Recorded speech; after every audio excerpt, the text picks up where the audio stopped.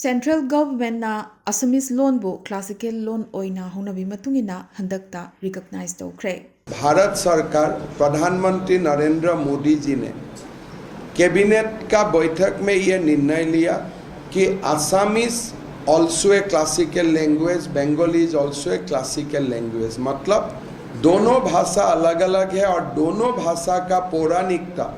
आप एंटीक्विटी 2000 साल तक आप ट्रेस कर सकता है। Assamese Lon ga loinana atei loan mari habedi Marathi, Pali, Prakrit amadi Bangla loan busu classical loan oina hogibo October 3 Sagolsel numita Union Cabinet na sakhangkhi. Masiga loinana leibag asigi linguistic diversity busu highlight tawkhi. Classical loan oina sakhangnabagidamag point mari piri makhogi manungda loan adugi chauthukchaningai oina chahi lising amaga chaunga dagina lising anigi asangba pwari leigedabani madudasu amuk loan adugi originality amadi documented ariba sahitya gi machak yawgadabani haibasini. Hariba criteria singasi suna yawbadagi awang nongpoktagi ihan hanba loan oina Assamese loan bu classical loan amani haina sakhangkhibaga loinana ikai khumnakhi. Point mari adu karamba point singno haibadudi makha tarakpada sangdokna muk haijarake loiba phawbadang taminase. Assam Chief Minister Himanta Biswa Sarmana mahaki thamoi sengna nungaijaba adu phongdokladuna magi punsigi khwaidigi nungaiba numit singi manungda amani hairaduna ngasidi Assamese loan asi classical loan oire Assamiyam gi mahut siladuna puari oihuragadaba wareb asigidamak Prime Minister Narendra Modi amadi Union Cabinet ki mafamda mahakna tawimal khangba ucharisu haiki. मैं प्रधानमंत्री मोदी जी को धन्यवाद देता हूं असम वासियों का ओर से कि आपने जो असम को जो एक बहुत बड़ा तोहफा दिया। असम का लोग हमेशा आपको याद में रखेगा, हमेशा आपको और आपका जो कीर्ति, इसके लिए असम का लोग आपको हमेशा Nasidi Assamese asi classical loan gi status phangba akhanaba amadi khangatlaba loan singi manung chankre safu kallaba matamgi ichelda khongpham chetna lepangamba toppa Assam gi sabhyata mara chetna lei habadu masina praman oirabani. Ngasigi milestone oiraba warib asina aikhoigi nungsiraba imalon asi hena phajana kanba amadi yokhatpa ngamlagani. Imalon asina khunai asibu amato ina punsin batanatana Assamgi muni rishi akhang ahei aiba aibi amadi philosopher singi aribu wakhalon sing aduga tatnaba laitana samtharakpagi mari adubusu mayek sengna utli haina CM Himanta Biswa Sarmana apenba phongdokhi. Asumna hokibo October 3 Sagolsel numita Union Minister of Information and Broadcasting Ashwini Vaishnavna Delhi da paumisingda atei ahenba loan manga haibadi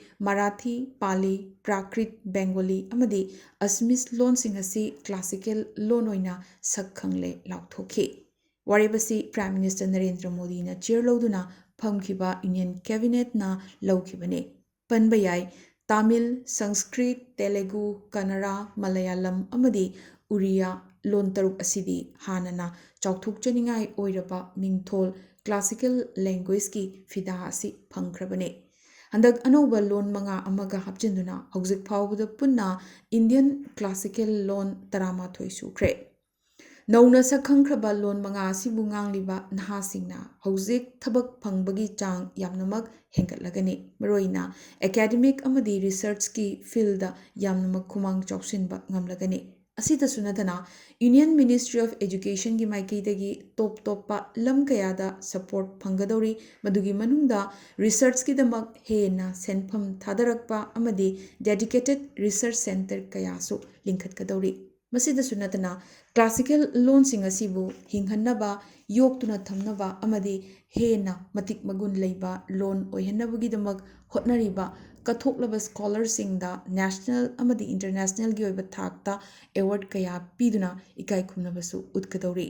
Classical language oiraba loan adubu hena ningthina nainaba amadi tamthaba yanabagidamak Central of Excellence for Study in Classical Language su semgatkani. University grants commission की माइकईदगी classical language सिंगी लमदा हेना scholar सिंग थोरक्तुना professional chair फंगनबगीदमक central university सिंगी मनुंगदगी यामद्रबदा यूनिवर्सिटी खरददी थबक पाइखतनबा हौरगनी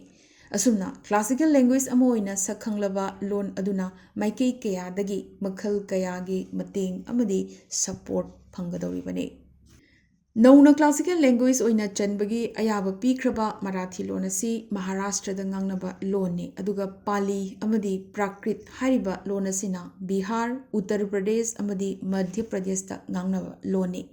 बेंगोली असिना वेस्ट बेंगोलदा अदुगा असमीजना असमदा मपुंग ओइना ngangnaba लोनसिंगने लोनसिंग असिना लेबाग असिगी अमदी मालेमगी थाकता पीबा एकेडमिक अमदी कल्चरगी ओइबा इम्पैक्ट हानदगी सरुक कया थोकना हेंगत हलगनी चैरगसिदा मणिपुरगी राज्य सभागी MP निंगथौ लैसेंबा सनाजावबना सुमना मणिपुरी लोन यावहंदना लोन मंगा अहेनबा क्लासिकल लोन ओइना सखंगनबगी यूनियन कैबिनेट ना लौखिबा वारेबसिगी मथक्ता यामनमक निंगबा कायबा अमदी पेंदबा फोंदोखे निंगसिंगबा याय मणिपुरगी MP असिननी मतम सांगनदगी मणिपुरी लोनबु क्लासिकल लोनगी स्टेटस फंगनबगी तक्सिंदुना अमदी होटनदुना लाखिबा अदु हौखिबा चही मरी मंगासी एखोइगी मणिपुरी लोनबु क्लासिकल स्टेटस ता यावहनबा अहाकना कन्ना होटनदुना लाखी तोइगुमसुंग पॉलिटिकल प्रेशर लॉबी वाटपदगी अमदी एखोइगी माइकेदगी थवा यावशिनबा वाटपदगी एखोइगी ओइना हंदकी गोल्डन चांस असि मांगजरे निंगबा कायजरबसु राज्य सभागी MP असिना खोंजंग असिदा निंगहनरोय हायरकली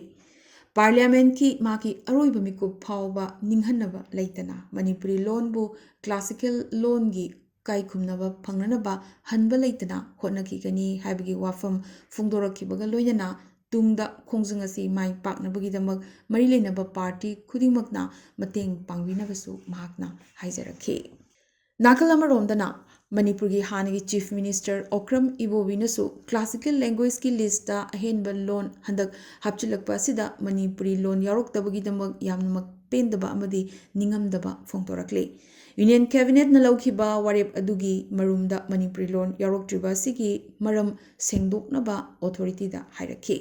क्लासिकल कैटेगरीदा अतै लोन मंगा यावहनखिबसी मसाना याजबगा लोइनना इबोबिना हाइखिबदा मणिपुरी लोनगिसु असिगुम्बा रिकग्निशन असिगिदमक मथौ ताबा कैटेगरी पुनमक सुना लेजरिबनी मणिपुरी लोन क्लासिकल स्टेटस ता चनबगी मतिक चाय वाफोंगनदुना मणिपुरी लोनगी यूनिक ओइबा मयेक अमदी इनाक खुल्लबा हिस्टोरिकल बैकग्राउंड अदुबुसु महाकना हाईलाइट तौखि मरमदुना मरि लेनबा ऑथोरिटीदा मखोगी वारेप असिगी मतंगदा सेंगदोकनबा हाइखिबगा लोइनना करिगुम्बा क्राइटेरिया सिंगदु लोन असिदा सुना यावजरबा अदुदसु अमुक सखंगबिद्रबा थोकलबदी मदु स्टेट असिगी थाजबा हाटपनी हाइना लौगनी हाइनसु महाकना वार्निंग तौरखे क्लासिकल लैंग्वेज अमा ओइनबगीदमक टच तौगदबा पॉइंट मरी अदुदि अहानबदा चही 1950 दगिना 2002 फावबगी मतमदगी ईदुना थमलंबा पुवारी लेइबा लोन ओइगदबने अनीसुबदा लोन अदुबु ngang मिरोल कयाना ममल यामना लौनरंबा खोरिरोल नत्रगा खुई लेइबा ओइगदबने अहुमसुबदा अतोप फुरुपना ngangnaba लोनदगी पुबा नतबा मसागी ओइजबा खोरिरोलगी परंपरा लेजबा लोन ओइगदबने अमदी मरीसुबदा क्लासिकल लोन अमसुंग खोरिरोलगा मॉडर्नगा खेनबा लेइबा क्लासिकल ओइबा लोनना मतुंग तारकपा मसक नत्रगा मदुदगी चोंथोरकपसिंग अदुगा मरी समनदबा याय हाइबसिने अदुबु हौजिक लागलिबा वाहंगना क्लासिकल लैंग्वेज अमगी फिदा फंगबदा लेम पाना मतिक चारबा मथक्ता पंजख्रिबा पॉइंट मरी असि मयेक सेंगना टच तौरबा अखोगी इमालोन मणिपुरी लोना मथौ करमना हंदक लेमजनिंगाई ओइरबा फिदा असि फंगबा ngamhौद्रिबनो हाइबसिने मसिगी मरम कया थोरकले मदुगी मनुंगदा ख्वाइदगी पेंजद्रिबदे मणिपुर लैंगाकना मतम चाना यूनियन कल्चर मिनिस्ट्रीदा प्रपोजल थाहौदबदगी खुदोंग चाबा असि फंगहौदबनी हाइरकपसिने पनबा याबदे इंडियागी इहान हानबा ओइना कुमजा 2003 अक्टोबर 12 तमिल लोन असि क्लासिकल लैंग्वेज ओइना रिकग्नाइज तौखि लोन असि द्राविडियन फैमिली की मनुंग चलिबने मसिगी मथंगदा इंडो यूरोपियन फैमिली की मनुंग चलिबा संस्कृत लोन असिसु ꯑꯅꯤꯁꯨꯕ ꯀ꯭ꯂꯥꯁꯤꯀꯦꯜ ꯂꯦꯡꯒ꯭ꯋꯦꯖ ꯑꯣꯏꯅ ꯀꯨꯝꯖꯥ 2005ꯗ ꯁꯛ ꯈꯪꯈꯤ꯫ ꯗ꯭ꯔꯥꯕꯤꯗꯤꯌꯟ ꯐꯦꯃꯤꯂꯤꯒꯤ ꯃꯅꯨꯡ ꯆꯜꯂꯤꯕ ꯀꯟꯅꯔꯥ ꯑꯃꯗꯤ ꯇꯦꯂꯨꯒꯨ ꯂꯣꯟꯁꯨ ꯀꯨꯝꯖꯥ 2009ꯗ ꯀ꯭ꯂꯥꯁꯤꯀꯦꯜ ꯂꯦꯡꯒ꯭ꯋꯦꯖ ꯑꯣꯏꯅ ꯔꯤꯀꯛꯅꯥꯏꯖ ꯇꯧꯔꯛꯈꯤ꯫ ꯃꯁꯤꯒꯤ ꯃꯇꯨꯡ ꯇꯥꯔꯛꯄ ꯑꯣꯏꯅ ꯗ꯭ꯔꯥꯕꯤꯗꯤꯌꯟ ꯐꯦꯃꯤꯂꯤ ꯑꯁꯤꯃꯛꯀꯤ ꯃꯅꯨꯡ ꯆꯜꯂꯤꯕ ꯃꯂꯌꯥꯂꯝ ꯂꯣꯟꯕꯨꯁꯨ ꯀꯨꯝꯖꯥ 2018ꯗ ꯑꯗꯨꯒ ꯃꯊꯪ ꯆꯍꯤ ꯍꯥꯏꯕꯗꯤ ꯀꯨꯝꯖꯥ 2013ꯒꯤ ꯐꯦꯕ꯭ꯔꯨꯋꯥꯔꯤ 10ꯗꯅ ꯏꯟꯗꯣ ꯌꯨꯔꯣꯄꯤꯌꯟ ꯐꯦꯃꯤꯂꯤꯒꯤ ꯃꯅꯨꯡ ꯆꯟꯕ ꯂꯣꯟ ꯑꯃ ꯑꯣꯏꯔꯤꯕ ꯎꯔꯤꯌꯥ ꯑꯁꯤꯁꯨ ꯏꯟꯗꯤꯌꯥꯒꯤ ꯀ꯭ꯂꯥꯁꯤꯀꯦꯜ ꯂꯦꯡꯒ꯭ꯋꯦꯖ ꯑꯣꯏꯅ ꯃꯊꯪ ꯔꯤꯀꯛꯅꯥꯏꯖ ꯇꯧꯔꯛꯈꯤ꯫ ꯄꯟꯕ ꯌꯥꯏ ꯃꯥꯂꯦꯝꯒꯤ ꯀ꯭ꯂꯥꯁꯤꯀꯦꯜ ꯂꯦꯡꯒ꯭ꯋꯦꯖ ꯍꯥꯏꯕꯗꯤ ꯋꯥꯔꯜꯗ ꯀ꯭ꯂꯥꯁꯤꯀꯦꯜ ꯂꯦꯡꯒ꯭ꯋꯦꯖ 8ꯀꯤ ꯃꯅꯨꯡꯗ ꯏꯟꯗꯤꯌꯥꯗꯒꯤ ꯇꯥꯃꯤꯜ ꯑꯃꯗꯤ ꯁꯪꯁꯀ꯭ꯔꯤꯠ ꯑꯁꯤ ꯆꯜꯂꯤꯕꯅꯤ꯫ ꯑꯗꯨꯒ ꯑꯇꯣꯞꯄ ꯃꯥꯂꯦꯝꯒꯤ ꯀ꯭ꯂꯥꯁꯤꯀꯦꯜ ꯂꯣꯟꯁꯤꯡ ꯑꯗꯨꯗꯤ ꯒ꯭ꯔꯤꯛ, ꯂꯦꯇꯤꯟ, ꯍꯦꯕ꯭ꯔꯤꯌꯨ, ꯆꯥꯏꯅꯤꯖ ꯑꯃꯗꯤ ꯑꯔꯥꯕꯤꯛꯅꯤ꯫